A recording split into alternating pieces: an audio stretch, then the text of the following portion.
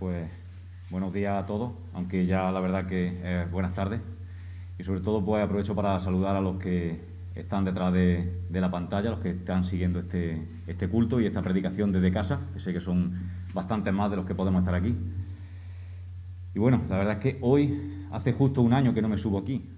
Y bueno, aunque me saca de mi comodidad y de mi seguridad, me hace sentir tenso, pero tengo que reconocer que es un privilegio y que lo echaba de menos.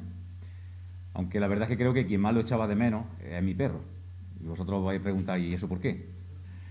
Y es que cuando me toca predicar esa semana, salgo al campo, él se viene conmigo, yo me salgo con mi tablet, me pongo a predicar en mitad de los olivos yo solo, como si estuviera loco. Y bueno, la verdad es que él disfruta. Esa semana sale todos los días y se tira una hora jugando y corriendo. Así que creo que él es el que más lo he echado de menos. Si algún día cuando estemos en el cielo veis que hay allí olivos, quizás sean de los que se convirtieron de escuchar mis predicaciones cuando me salía. Y bueno, en esta mañana vamos a leer un pasaje muy conocido de la Escritura. Pero yo le pido a Dios que tú lo escuches hoy, como si fuera la primera vez. Yo estoy seguro de que si os pido a vosotros o a cualquier otro grupo de creyentes que haga una lista con sus pasajes o con sus versículos favoritos, Romanos 8:28 iba a encabezar esa lista. O por lo menos iba a estar dentro de los primeros lugares. Desde luego en la mía lo está. Y hace algunas semanas Pepe estuvo predicando acerca de la vida de José y tocó este pasaje de manera breve. Y bueno, pues hoy que yo podía elegir el tema de la predicación, le doy gracias a Dios de poder haber escogido el tema para profundizar un poquito más en este pasaje, precisamente en un tiempo y en una circunstancia en las que creo que puede hacernos mucho bien. Este es uno de los textos a los que recurrimos con más frecuencia cuando tenemos que consolar a alguien en medio del dolor o de la aflicción. Ahora bien, Romanos 8:28 no cayó del cielo en una tarjetita con una promesa que el Señor nos mandó. Este texto contiene un contexto del que depende su interpretación y es imposible que entendamos bien qué se promete en Romanos 8:28 y a quiénes se les promete, a no ser que veamos el texto dentro de su contexto. Por eso quiero que me acompañéis a este versículo y a algunos más. Al capítulo 8 de Romanos, en el versículo 28 hasta el 34.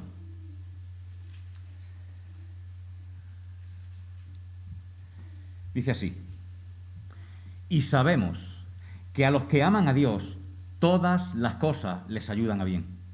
Esto es, a los que conforme a su propósito son llamados. Porque a los que antes conoció, también los predestinó para que fuesen hechos conforme a la imagen de su Hijo, para que Él sea el primogénito entre muchos hermanos. Y a los que predestinó, a estos también llamó. Y a los que llamó, a estos también justificó. Y a los que justificó, a estos también glorificó. ¿Qué pues diremos a esto? Si Dios es por nosotros, ¿quién contra nosotros?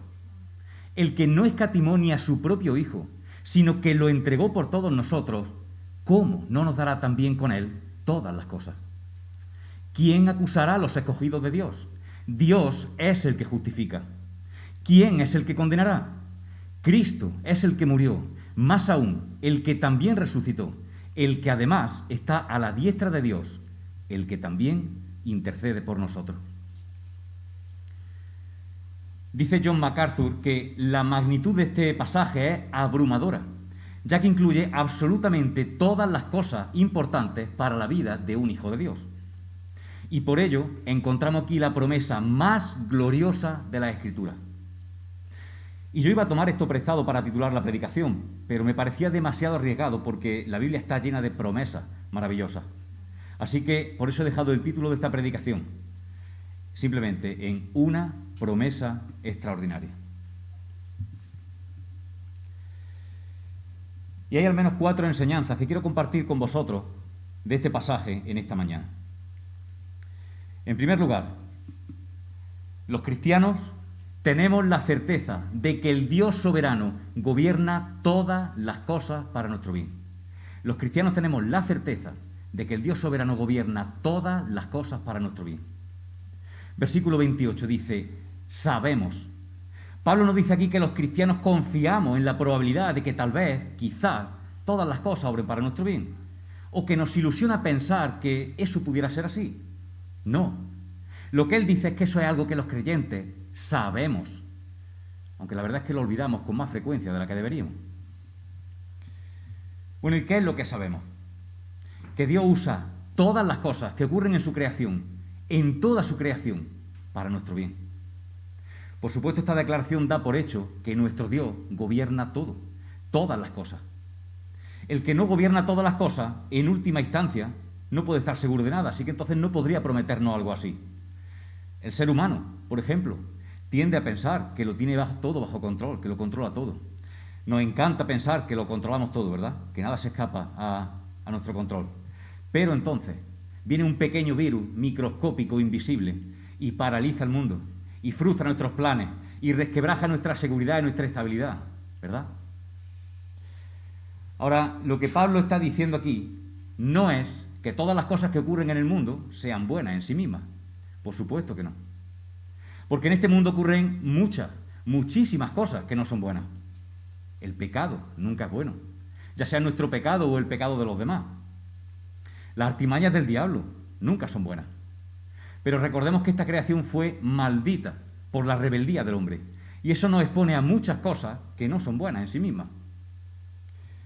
Pero, glorioso pero hay un Dios en los cielos que lo gobierna todo, desde las cosas más grandes hasta las más pequeñas. Él hace que todo lo que sucede en este mundo en general y en nuestras vidas en particular obre para nuestro bien. Igual que un químico puede tomar sustancias que en sí mismas son perjudiciales, son venenosas, y mezclarlas con sabiduría, en su justa proporción, y producir así una medicina que sirva para curar y no para matar, ¿cuánto más nuestro Dios? Él posee toda la sabiduría, todo el poder para coger circunstancias que pudieran ser para nuestro mal y tornarlas, encaminarlas para nuestro bien. Esto incluye todo tipo de sufrimientos, fracasos, frustraciones. Esto incluye aún nuestro pecado y el pecado de los demás. Está claro que el pecado sigue siendo pecado. El pecado sigue siendo malo. El pecado es algo que los creyentes debemos evitar a toda costa. Yo no estoy promoviendo que tomemos a la ligera el pecado, ni mucho menos. Pero si el pecado estuviera fuera del control soberano de Dios, sería imposible que se cumpliera la promesa de Romanos 8:28. Mira, si Dios gobernara solamente lo que es bueno, si Él solamente controlara las cosas buenas que se hacen en este mundo, entonces llegaríamos a la conclusión de que Él prácticamente no controla nada. Porque en este mundo hay muchísimas cosas que se hacen mal. El pecado sigue siendo pecado y Dios no es autor de pecado ni induce a pecar a nadie. Pero el pecado no está fuera de su control soberano. Todas las cosas significa exactamente eso. Todas las cosas. No hay absolutamente nada que esta promesa no abarque. Pensemos, o más bien recordemos, porque lo tenemos bastante reciente, la historia de José. Sus hermanos lo vendieron por envidia. Esto fue un gran pecado. Luego, en casa de Potifar, su esposa se enamoró de él y le proponía serle infiel a su esposo. Más pecado. Él fue acusado falsamente de haberla intentado violar y pasó años de manera injusta en la cárcel. Más pecado. Pero, ¿qué les dice José a su hermano al final de Génesis? ¿Os acordáis? Génesis 50, versículo 20. Vosotros pensasteis mal contra mí, pero Dios lo encaminó a bien. ¿Veis aquí Romanos 8:28 en acción? Vosotros pensasteis mal contra mí. El pecado de los hermanos de José fue pecado. Ellos fueron responsables de su maldad. Pero sin saberlo, estaban cumpliendo el perfecto plan de Dios. Esto es un misterio difícil de entender, pero es lo que la Biblia nos revela. Y el ejemplo más extraordinario de esto es el de Jesucristo. La condena, el maltrato y la ejecución del Señor es el pecado más horrible que alguna vez haya cometido en toda la historia de la humanidad. Pero es muy interesante ver la perspectiva que los primeros cristianos tenían de esto. Mirad lo que dice en Hechos 4, versículo 27. Los primeros discípulos están orando a Dios y dicen: porque se unieron en esta ciudad contra tu santo Hijo Jesús, a quien ungiste, Herodes, con Poncio Pilato, con los gentiles y el pueblo de Israel. Todos ellos fueron culpables de su pecado. Pero escucha lo que sigue diciendo. Todos ellos se unieron para hacer cuanto tu mano y tu consejo antes habían determinado que sucediera. Dios tornó el pecado más grande y más horrible de la historia de la humanidad en la bendición y la salvación más grande que puede existir. Y estos primeros cristianos lo entendieron. Entendieron la soberanía de Dios. Entendieron que todo estaba perfectamente planeado por el Dios que controla todas las cosas. Y nosotros debemos aprender a aplicar en nuestras vidas la lógica de la fe. ¿Cómo debe pensar un creyente? Bueno, un creyente debe pensar de la siguiente manera. Si Dios es soberano y todopoderoso y lleno de sabiduría y nos ama con un amor eterno e inmutable hasta el punto de haber entregado a su propio Hijo para salvarnos, entonces debemos estar seguros de que todo lo que Él decreta para nuestras vidas es para nuestro bien, aunque por ahora no podamos entenderlo. Dice una frase de un autor cristiano: todo lo que Dios permite es necesario. Nada de lo que Dios retiene es necesario. Todo lo que Dios envía a nuestras vidas es necesario. Nada de lo que Él retiene es necesario. Ahora, es importante señalar que esta promesa no es para todo el mundo. Esta promesa no es para todo el mundo. Mira el texto. Y sabemos que para los que aman a Dios, todas las cosas ayudan a bien. Pablo se está refiriendo aquí a los creyentes. Y esta es la primera y única vez en toda la epístola a los romanos que Pablo se refiere a los creyentes como aquellos que aman a Dios. Los verdaderos creyentes nos distinguimos porque amamos a Dios. ¿Cómo no vamos a amar a Dios? Cuando creímos, el Espíritu Santo abrió nuestros ojos para que pudiéramos ver su belleza, su gloria, su carácter, sus atributos. Él es un Dios bondadoso, compasivo, poderoso, paciente, justo. Él es digno de ser amado con todo nuestro corazón, con toda nuestra alma, con toda nuestra mente y con todas nuestras fuerzas. Así que los creyentes, aquellos que hemos recibido el Espíritu Santo, amamos a Dios, no tanto por lo que Él nos da, sino por quien Él es. Ahora bien, claro que los cristianos amamos a Dios por lo que Él ha hecho por nosotros en Cristo. Porque tú y yo sabemos ahora que nosotros estábamos condenados al infierno por nuestro pecado. Pero Él nos escogió desde antes de la fundación del mundo y decidió rescatarnos al precio de la vida de su Hijo para adoptarnos como hijos y como herederos. ¿Tú quieres algo más grande que esto? ¿Que ser hijo de Dios y heredero de Dios? ¿Cómo no vamos a amar a Dios? Pero esta promesa de Romanos 8:28 no tiene ningún sentido para aquellos que no aman a Dios, como vamos a ver a continuación. Ahora, y esto es importante, Pablo dice también que esta promesa es para quienes conforme a su propósito fueron llamados.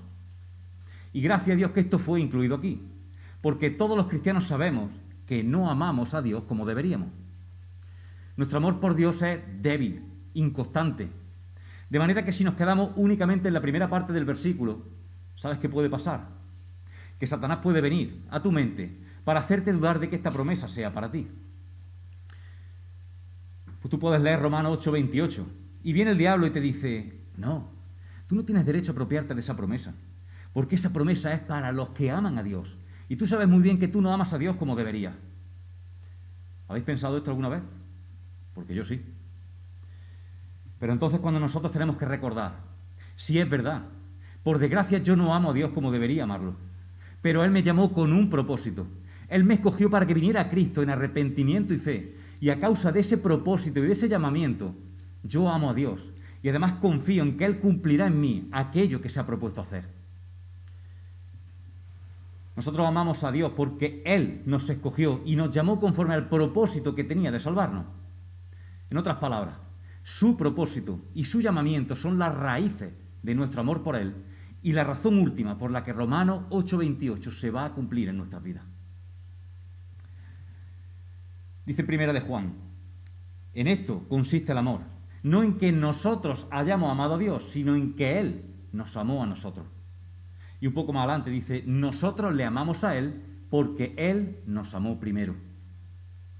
Así que una vez más, ¿cómo funciona la lógica de la fe?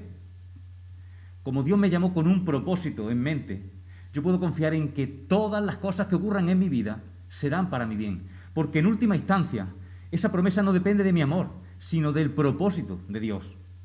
Mi amor puede ser fluctuante, puede ser inconstante, puede ser imperfecto, pero el propósito de Dios es inmutable y eterno. Esa es la lógica de la fe. Dios nos llamó conforme a un plan, y ese plan se cumplirá no solamente a pesar de las cosas que ocurran en nuestras vidas, sino por medio de esas mismas cosas, de esas mismas circunstancias, que por cierto, de ser posible, evitaríamos a toda costa. Bueno, ¿y cuál es ese propósito? ¿Qué era lo que Dios tenía en mente al escogernos para salvación? Pues esto nos lleva a nuestra segunda enseñanza de hoy. El propósito de Dios es hacernos semejantes a su Hijo. El propósito eterno de Dios es hacernos semejantes a su Hijo. Este es el propósito, este es el bien de Romanos 8:28.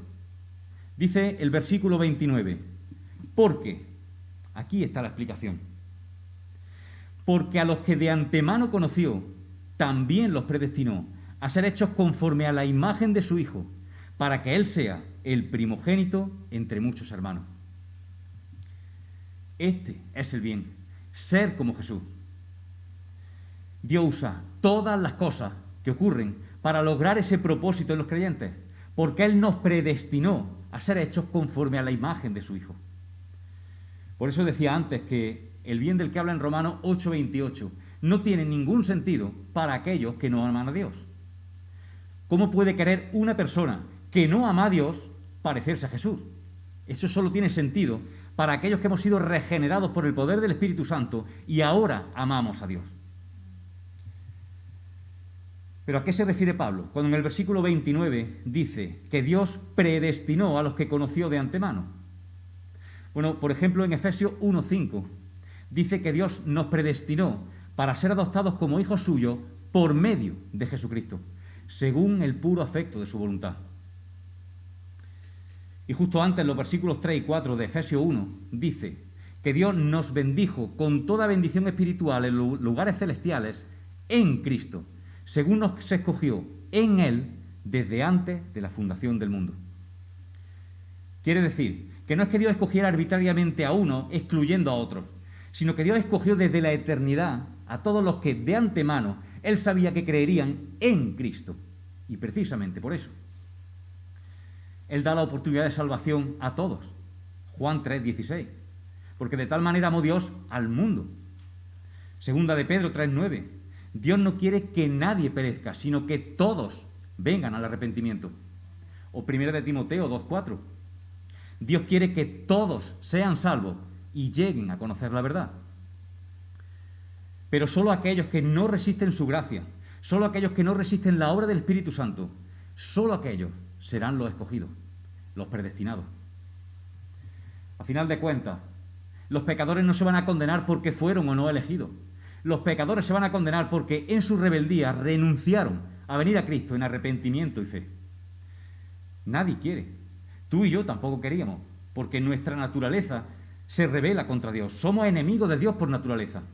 Pero entonces Dios hizo el milagro que necesitábamos y obró en nosotros tanto el querer como el hacer por su buena voluntad. ¿Sabes? Aun si Dios hubiera decidido no salvar a nadie, Él seguiría siendo un Dios justo. Porque eso es lo justo, la condenación de los pecadores.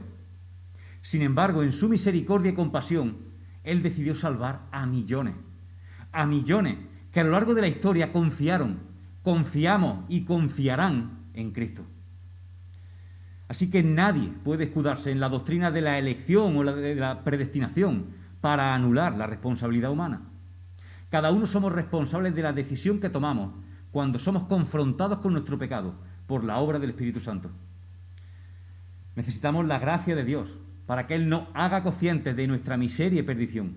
Pero entonces, nosotros debemos decidir si entregar nuestras vidas a Cristo en arrepentimiento y fe o seguir de espalda a Dios.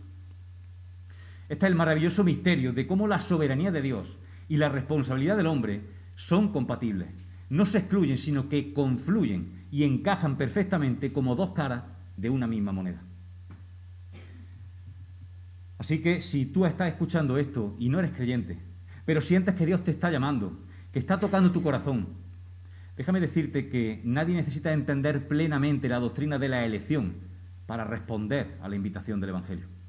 Lo único que tú necesitas saber es que eres pecador, que eres merecedor de pasar la eternidad en el infierno, pero que hay salvación en Cristo y que si vienes a Él en arrepentimiento y fe, serás salvo. Esto es lo único que tú necesitas saber. Y hay una historia en Segunda de Crónicas, capítulo 30, versículos del 1 al 12, que ilustra muy bien esta verdad bíblica. Os animo a leerla en casa, no tenemos tiempo de leer este pasaje ahora.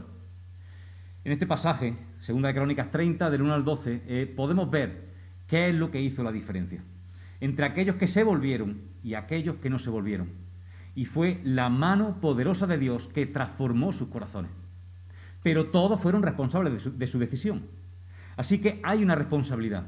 Y tenemos que decirle al pecador, cree y arrepiéntete, porque no sabemos quiénes son los elegidos.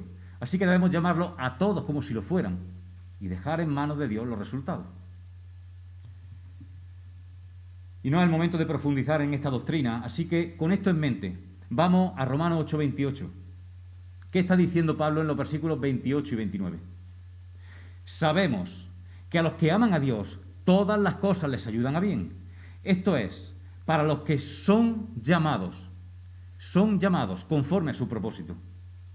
Este llamamiento no puede ser la invitación general que Dios hace a todos los que escuchan la predicación del Evangelio. Pablo tiene que estar hablando aquí de un llamado eficaz, un llamado en Cristo, conforme al propósito de Dios, como la elección y la predestinación de la que habla en Efesios 1.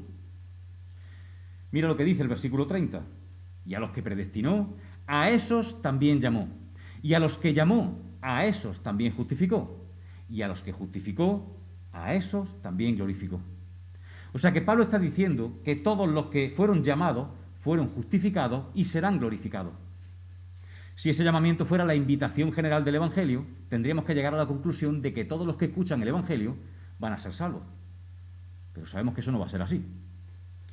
De manera que lo que Pablo está diciendo en Romanos 8:28 es que todos los que son llamados por Dios eficazmente, conforme a su propósito, a esos todas las cosas ayudan a bien. ¿Cuál bien? Versículo 29. Porque a los que de antemano conoció, es decir, aquellos que fueron escogidos por el Padre desde antes de la fundación del mundo, en Cristo, Efesios 1, también predestinó, trazó su destino previamente. Los predestinó a ser hechos conforme a la imagen de su Hijo, para que Él sea el primogénito de muchos hermanos. ¿Sabes cuál es el propósito? Es como si Dios tuviera un molde, y en ese molde tiene la forma perfecta del carácter de Jesús. Y lo que Pablo está diciendo en Romanos 8, 28 y 29 es que Dios va a usar todas las circunstancias de nuestras vidas para moldearnos, amasarnos, pulirnos, esculpirnos, fundirnos, si es necesario, hasta que reflejemos a Jesús. Esto es lo que Pablo está diciendo. En otras palabras, Dios no solamente nos adopta legalmente como hijos, sino que está formando en nosotros el parecido familiar. Porque no se trata únicamente de salvar individuos. Lo que Dios está haciendo es formar una familia. Dios está formando una familia donde todos nos parezcamos a ese perfecto primogénito de muchos hermanos. Por esto el entendimiento correcto de esta doctrina debe llevarnos a perseguir la santidad, en lugar de tomar con ligereza nuestra obediencia.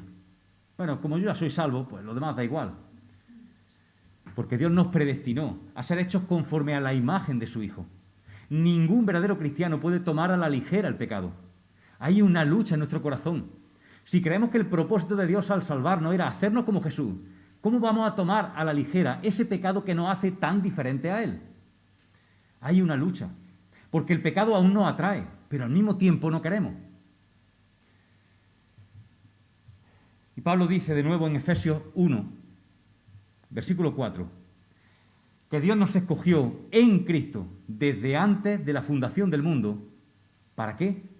Para que fuéramos santos y sin mancha delante de Él.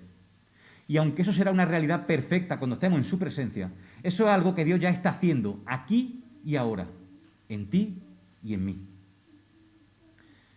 ¿Qué dice también Pablo en 2 de Corintios 3, versículo 18? Dice que contemplando todos nosotros como en un espejo la gloria del Señor, somos transformados de gloria en gloria en la misma imagen, como por el Espíritu del Señor. Dios nos está formando ahora. Y como Dios es Dios, nada ni nadie va a impedir que Él haga lo que se ha propuesto hacer. Y esto nos lleva a nuestra tercera enseñanza de esta mañana. El propósito de Dios se cumplirá, sin lugar a dudas, para la gloria de Dios en su Hijo. El propósito de Dios se cumplirá, sin lugar a dudas, para la gloria de Dios en su Hijo. Versículo 30. Y a los que predestinó, a estos también llamó. Y a los que llamó, a esos también justificó. Y a los que justificó, a esos también glorificó. Este versículo se le conoce como la cadena de oro de la salvación. Una cadena cuyo primer y último eslabón se pierden en la eternidad pasada y en la eternidad futura. Una cadena que muestra claramente la soberanía de Dios, porque hay varios verbos aquí, pero Dios es el sujeto de todos. Dios se encargará de llevar a cabo todo lo que Él se ha propuesto hacer con ese grupo de personas, los que de antemano conoció y escogió en Cristo. Por eso el texto original es enfático, cuando dice, y a los que predestinó, a esos y solo a esos. Esa es la idea de la palabra original. A esos y solo a esos también llamó. Y a los que llamó, a esos y solo a esos también justificó. Y a los declaró justos, sin culpa en la presencia de Dios. Y a los que justificó, a esos y solo a esos también glorificó. El mismo número de predestinados será el mismo número de llamados, el mismo número de justificados y el mismo número de glorificados. Por esto Pablo habla de la glorificación en tiempo pasado. Es un pasado profético. Se dice en pasado algo que todavía no ha sucedido porque es tan cierto, es tan seguro en la mente de Dios que es como si ya hubiera pasado. Dios llevará a cabo lo que se propuso hacer desde la eternidad, formar una gran familia de hombres y mujeres perfeccionados en cuerpo y alma para ser como Jesús. Es el propósito que Dios se trazó desde la eternidad. Eso es lo que significa ser glorificado, ser perfeccionado en cuerpo y alma para ser como Jesús. Por esto podemos estar seguros de que todas las cosas van a cooperar para nuestro bien, porque el Dios soberano nos escogió en Cristo con un propósito, y ese propósito se cumplirá sin lugar a dudas por el puro afecto de su voluntad. Él tomó la decisión de amarnos y de hacernos como su Hijo. Esta es la mayor bendición que Dios te puede dar. La mayor bendición, la más grande que Dios puede darte, es hacerte como Jesús. ¿Qué puede haber más grande que eso? Sin esta doctrina de la soberanía de Dios en nuestra salvación, no podríamos tener la certeza de que esto será así, como dice Romanos 8:28. Si la salvación en última instancia dependiera del hombre y no de Dios, igual que una vez decidimos abrazarla, podríamos quizá, no sé, en algún momento, decidir soltarla, ¿no? Y aquí quiero hacer una pregunta. ¿Es posible que un verdadero creyente pierda su salvación? Es decir, alguien que ha reconocido que merece ser condenado a pasar la eternidad en el infierno por sus pecados. Alguien que ha venido a Cristo en arrepentimiento y fe, confiando únicamente en la persona y en la obra de Cristo. ¿Es posible que alguien así termine apartándose del Señor y perdiendo su salvación? Mira que no estoy diciendo si es posible que alguien que ha pasado años aparentando ser cristiano pierda su salvación, sino si un verdadero cristiano, alguien que ha creído en Cristo con fe verdadera y genuina, puede en algún punto de su vida perder su salvación y acabar por la eternidad en el infierno. Bueno, pues la respuesta de Pablo es un rotundo no. Es absolutamente imposible que esto ocurra. Y esto nos lleva a nuestra última enseñanza de hoy. Ningún verdadero cristiano se perderá. Ningún verdadero cristiano se perderá. Pablo inicia este capítulo 8 de Romanos declarando que no hay absolutamente ninguna condenación para los que están en Cristo Jesús. Él nos eximió del castigo que merecíamos, asumiéndolo en la cruz. Eso fue misericordia.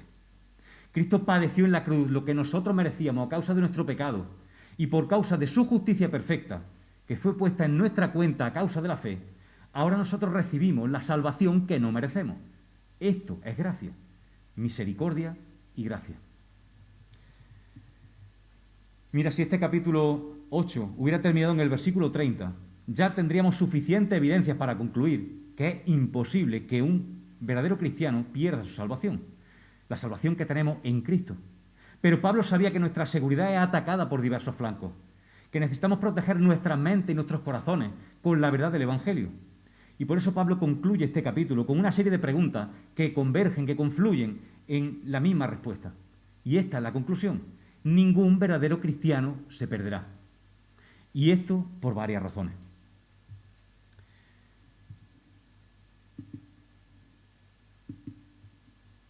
En primer lugar, ningún verdadero cristiano se perderá, porque Dios está por nosotros. Versículo 31. ¿Qué pues diremos a esto? Si Dios es por nosotros, ¿quién estará contra nosotros? En otras palabras, Pablo está diciendo, ya que Dios está por nosotros, entonces ¿quién podrá oponerse exitosamente contra nosotros como para impedir que nos lleve a la gloria? Dios está por nosotros. Esta breve declaración de 4 palabras debería ser más que suficiente para proteger a un cristiano contra el miedo y la ansiedad. Dios está por nosotros, el Dios soberano, el todopoderoso, el sustentador de los cielos y la tierra y todas las cosas que hay en ellos, el Dios infinitamente santo y justo, el Dios inmutable, el Dios bondadoso, compasivo, fiel. Este Dios está por nosotros. ¿Sabes? No hay nada más terrible que caer en manos del Dios vivo, dice la Biblia. No hay nada más terrible que tener a este Dios en contra nuestra, dice en Hebreos. No hay nada más terrible que tenerlo en nuestra contra. Pero ¿sabe una cosa? De la misma manera se puede decir que no existe una bendición más grande que tener a este Dios, a nuestro favor. Ahora, ¿cómo podemos estar seguros de que Dios está por nosotros y no contra nosotros? Bueno, la razón por la que sabemos si Dios está por nosotros o contra nosotros no tiene nada que ver con las circunstancias. Tiene todo que ver con el Evangelio. Los creyentes no podemos interpretar ninguna de las cosas que pasan en nuestras vidas, enfermedades, problemas económicos, problemas con otras personas. No podemos interpretar estas dificultades o sufrimientos como si Dios estuviera contra nosotros. Porque Dios disciplina y Dios discipula a su Hijo porque nos ama y lo hace por medio de las circunstancias. Así que no cometa el error de interpretar el amor de Dios a través de las circunstancias. Más bien al revés. Interpreta las circunstancias a la luz del amor de Dios que podemos ver en estos versículos y en el resto de su palabra. Los cristianos vamos a encontrar mucha oposición. El texto dice, ¿quién contra nosotros? Bueno, hay mucha gente contra nosotros. Y cuanto más fieles seamos a Dios y a su palabra, más oposición vamos a encontrar. Pero lo que Pablo dice aquí es que nada ni nadie va a impedir que Dios lleve a cabo su propósito de hacernos como Cristo y llevarnos a su gloria. Nadie puede conseguir eso. El mal que otros intentan hacernos, como hemos visto en el versículo 28, Dios lo torna para bien. Dios convierte los venenos en medicina, aun cuando sea el mismo diablo el que nos ataque con ese veneno. En segundo lugar, ningún verdadero cristiano se perderá, porque si Dios entregó a su Hijo por todos nosotros, ¿va ahora a negarnos cosas más pequeñas? Versículo 32. Dice, el que no escatimó ni a su propio Hijo, sino que lo entregó por todos nosotros, ¿cómo no nos dará también con Él todas las demás cosas? Y una vez más, Pablo quiere ayudarnos aquí a aplicar la lógica de la fe. En todo el universo no hay nadie más amado, más valioso, más excelso para Dios que su Hijo. Y sin embargo, aún así lo entregó. Lo entregó para que pecadores culpables como tú y como yo pudiéramos ser reconciliados con Él. Esta es la prueba contundente de que Dios está por nosotros. Él entregó lo más valioso que tenía, a su Hijo. De nuevo, Hechos 4. Cuando los creyentes están orando, decían, Señor, se unieron en esta ciudad Pilato, los sacerdotes, el pueblo de Israel, los gentiles. ¿Para qué? Para hacer cuanto tu mano y tu consejo antes habían determinado que sucediera. Así que ellos fueron responsables, pero no fueron los sacerdotes, no fueron los Pilato, no fueron los romanos. Fue Dios, en su soberanía, quien en última instancia entregó a Jesús. Fue Dios quien entregó a su amado Hijo, por ti y por mí. Así que todos los creyentes podemos decir, Señor, yo sé que tú me amas. Yo sé que tú vas a cuidarme y a proveerme de todo lo necesario para cumplir tus propósitos en mí. ¿Por qué? Porque no escatimaste ni a tu amado Hijo, no lo libraste del sufrimiento y de la muerte. Por tanto, sé que todo lo que sea necesario en mi vida son pequeñeces comparado con eso. Alguien de valor infinito, alguien perfectamente santo, sin pecado, tenía que sustituirnos en la cruz, tenía que morir en nuestro lugar para pagar las deudas que nosotros teníamos con la perfecta justicia de Dios. Y solo Jesús cumplía con esos requisitos. Y si Dios entregó a su Hijo en nuestro favor, aun cuando nosotros éramos enemigos suyos, para reconciliarnos con el Padre y adoptarnos como hijos, ahora que somos su Hijo, con lo que eso costó, ¿va a dejar que nos perdamos? Esto es absurdo, es imposible. ¿Veis el razonamiento de Pablo?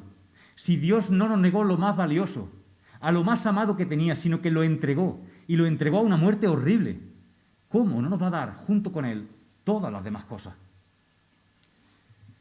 Pero obviamente todas las demás cosas no implica una buena casa, un gran coche, un excelente trabajo con un gran sueldo, una vida cómoda, sin enfermedades, sin problemas.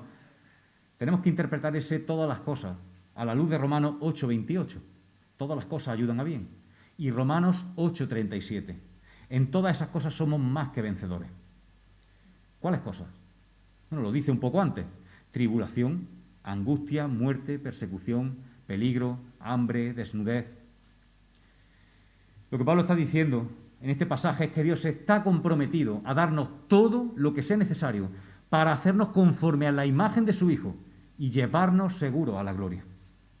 El Padre va a darnos todo lo que sea necesario para formar a su Hijo en nosotros. Todo lo que sea necesario. Pero todavía existe una posibilidad de que el creyente esté luchando contra la inseguridad que le producen sus propios pecados. Todavía hay tanto pecado en mí. Me veo tan diferente a Jesús, tan lejos de como Dios espera que sea. Esto se ha pasado por vuestra mente, ¿verdad? Por la mía sí. Por eso Pablo va a añadir un argumento más para garantizar que ningún verdadero creyente se perderá. Ningún verdadero cristiano se perderá porque nadie puede acusar a los creyentes en el tribunal de Dios como para lograr que su salvación sea quitada. Versículo 33. ¿Quién acusará a los escogidos de Dios? Dios es el que justifica. Los creyentes vamos a ser acusados de muchas cosas a lo largo de nuestra vida. Ya en Mateo capítulo 5, Jesús dijo: bienaventurados sois cuando por mi causa os vituperen y os persigan, diciendo toda clase de mal contra vosotros, mintiendo.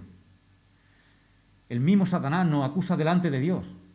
Y sabemos que muchas veces no tiene que mentir para hacerlo, ¿verdad? Diariamente le damos motivos más que suficientes con nuestro pecado para que nos acuse en la presencia del Padre. Al diablo se le llama en Apocalipsis 12:10 el acusador de los hermanos. Su trabajo es tentar y acusar, día y noche. Pero ninguna acusación podrá prevalecer contra nosotros por la sencilla razón de que fue el juez supremo, el que preside el más alto tribunal del universo, el que nos escogió en Cristo y nos justificó, el juez supremo. No hay ninguna instancia superior ante la que nadie pueda apelar. Este es el argumento de Pablo. ¿Quién acusará con éxito a los escogidos de Dios? Del juez supremo. Él ya nos declaró justos y lo hizo según el estándar legal más estricto del universo, su perfecta santidad. No es que Dios hizo la vista gorda con nuestro pecado, es que Cristo ya pagó por todos y cada uno de esos pecados en la cruz. Y su justicia perfecta fue puesta en nuestra cuenta a causa de la fe. Yo pregunto entonces, ¿creéis que alguien puede llevar alguna acusación contra nosotros ante Dios que haga a Dios reconsiderar el veredicto? Nadie puede hacer eso. Mira, pensar que un verdadero creyente puede perder su salvación después de haber sido justificado en Cristo, es decir, por implicación que la justicia de Cristo no era perfecta, porque es esa justicia la que salva al creyente, no la nuestra. Y es triste, es decepcionante saber que hay tanta gente que piensa esto, que piensa que obtenemos la salvación por la obra, por los méritos de Cristo, pero que luego tenemos que conservarla por medio de nuestra obra, como que tuviéramos que añadir una vida de buena obra para no perder lo que Cristo ya ganó de una vez por todas en la cruz, cuando dijo, consumado es. La obra siempre será el resultado de nuestra salvación, nunca la causa. Para yo salvarme, yo necesito una justicia igual a la de Dios. Y la única manera de obtener esa justicia es si Dios me la regala. Y esta es la buena noticia del Evangelio. Dios nos da esa justicia perfecta de Jesús por medio de la fe. Y esa justicia perfecta es la que cuenta en su tribunal. Romanos 8:34 dice, ¿quién es el que condenará? Cristo es el que murió, más aún, el que también resucitó, el que además está a la diestra de Dios, el que también intercede por nosotros. Por tanto, la última razón que vamos a ver de por qué un verdadero cristiano no se perderá es porque nuestra salvación depende enteramente de la obra de Cristo. Por tanto, es imposible que un creyente sea condenado en el día del juicio. Yo no tengo que esperar al día del juicio para conocer el veredicto, porque el veredicto ya fue emitido y Dios me lo reveló en su palabra. No tenemos que esperar hasta el día del juicio para estar seguros de eso. Pablo dice, podemos estar seguros de eso. Cristo murió, Cristo resucitó, Cristo está a la diestra de Dios en el cielo y Cristo intercede por nosotros. Entonces, ¿quién va a condenarte? La pregunta es, ¿existe la posibilidad de que alguien le arrebate a Jesús alguna de sus ovejas? Es absurdo pensar eso. Imposible. Jesús dijo en Juan 10, del 27 al 29, mis ovejas oyen mi voz, yo las conozco y me siguen, y yo les doy vida eterna y no perecerán jamás, ni nadie las arrebatará de mi mano. Mi Padre, que me las dio, es mayor que todos, y nadie las puede arrebatar de la mano de mi Padre. ¡Qué seguridad tan grande!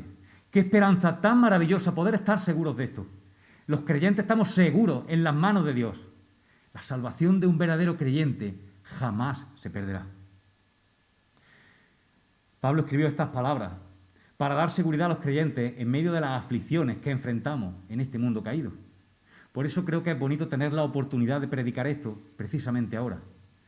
En esta época en la que hay tanta incertidumbre en el mundo, nosotros tenemos seguridad. Tenemos seguridad porque el día que nos toque partir de este mundo y presentarnos delante de Dios, no tendremos cuentas pendientes. Nuestras cuentas están saldadas y seremos recibidos en gloria. Y mientras tanto, Dios no nos ha prometido una vida sin problemas.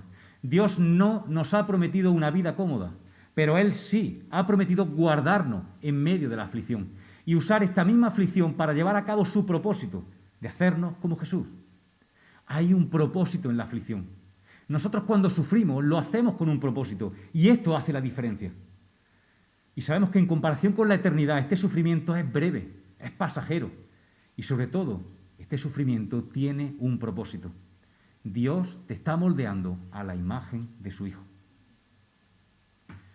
Pero también podemos deducir de este pasaje que no hay salvación fuera de Cristo. Si no es Dios el que te justifica, si no es Dios el que te absuelve, si no es Cristo el que intercede por ti, da igual lo que hagas para tratar de justificarte en el tribunal de tu propia conciencia. En el tribunal de Dios solamente vas a encontrar condenación. La salvación es en Cristo y solo por medio de Cristo. Yo soy el camino, la verdad y la vida, y nadie viene al Padre sino por mí, dijo Jesús. Y esta salvación aún está disponible para ti hoy, si no estás seguro de tenerla. Y quiero acabar leyendo los dos últimos versículos de este capítulo 8 de Romanos, porque no hay tiempo de leer el pasaje entero y de desglosarlo, y por eso me he quedado en el versículo 34. Pero quiero dejaros con los versículos 37 y 38, porque son absolutamente preciosos. Dicen, estoy convencido de que ni la muerte, ni la vida, ni los ángeles, ni los demonios, ni lo presente, ni lo porvenir, ni los poderes, ni lo alto, ni lo profundo, ni cosa alguna, en toda la creación, podrá apartarnos del amor que Dios nos ha manifestado en Cristo Jesús, Señor nuestro. Gloria a Dios por ello. Que el Señor os bendiga. Amén.